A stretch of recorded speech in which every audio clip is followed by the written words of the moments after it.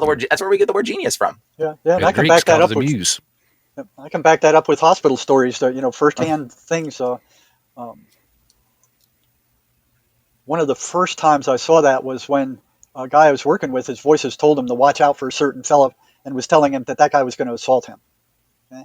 So a few days later, he took a shower, his hair is full of water, and he had a comb and he was slinging the water off of his hair backward. That same guy that the demons told him we're going to assault him walked through the door just as he flicked the water out of his hair, and he hit the guy in the face with it, and that guy jumped him, just like he said. Okay? Then there were the meth addicts that the demons the voices would tell them when they ran out of meth, they'd tell them where to be and when to be there, and some stranger would show up with meth, say, "Hey, you looking for something?"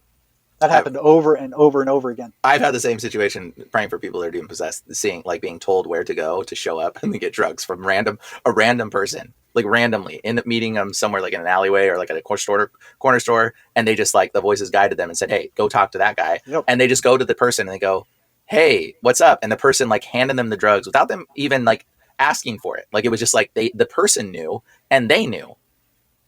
Yep. Really weird, weird, but it was similar. Yeah. They didn't know these guys from Adam that showed up. Yeah. It was just like that. But the wildest story I've heard, now this was from a guy who had fully recovered.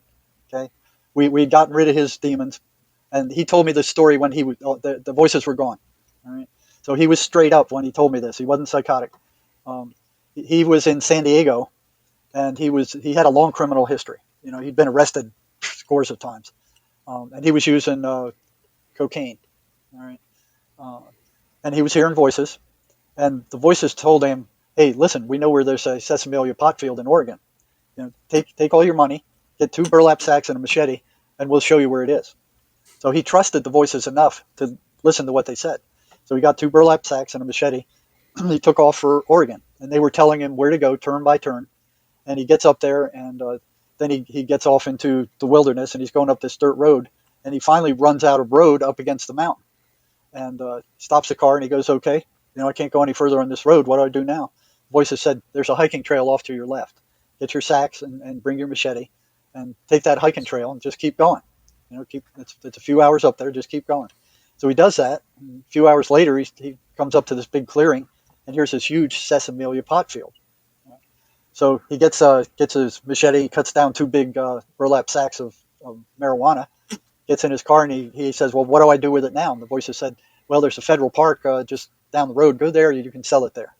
So he goes there and he starts selling all this sesamolia pot, and he gets a ton of money, and he buys himself all the prostitutes he can handle, buys himself all the cocaine he wants, buys himself all the alcohol he wants, and then the voices wanted to go fishing. So when he told me that, I said, "Oh, get out of here, man! You're pulling my leg now." And he goes, "No, Yeah. no, honest to God, I'm not telling you. They wanted to go fishing." He said, "They're fishermen. They want to go fishing." So he said he went and bought a fishing pole and some bait, and he went out to, I think it was the Columbia River, he said, and started fishing. He said the voices told him where to throw his hook, how long to stay there, and when to move on. He said he was the only person out there fishing that was catching fish that day. And he said this went on for 2 weeks. So he went up there, he made another run. He made I think he made 3 runs up there. And then on the 3rd week, at the end of the 3rd week, he said, "Well, I'm out of drugs, I'm out of money, I got to go up there again." And the voices told him, "No, they're waiting for you. They know you've been robbing their fields. They're waiting for you. You go up there again, they're going to kill you." They said, "Get in your car and go back to San Diego." And he did. So he was a very interesting case because his mother would show up. Now, his mother was deceased. And when he started telling me about his mother, I right away suspected demons because they can take the form of anybody the guy knew. Anyone. Okay? So I started grilling him about what's your mother say? Did she ever say anything bad? And I said, "Well, what did she tell you?" And he said, "Well, wash my underwear and wear clean clothes and stay away from the druggies and don't use drugs and, eat good food and don't be scamming for a store." The kind of stuff the mother would say. And every time he said he spoke to his mother, I would ask him what she said, and it was always that same kind of stuff. Right? Never anything bad. If he would have said they told him anything bad at all, I would have suspected that, that's demons faking like they were his mother. Never happened. So when he fully recovered, it was one of the last times I saw him. He said, "My mother wants to talk to you," and I'm like, "Well, that's odd." And I said, "What does she have to say?" And he said, "She thanks you for helping me." And I said, "Well, you're welcome. "What are you doing over there?" Asking the mother, "What are you doing over there?" She said, "I'm checking people in." So apparently she was like some kind of secretary checking people into somewhere. I went to ask her another question, and she said, "I'm not supposed to be talking to you. Everything you need to know is in the Bible."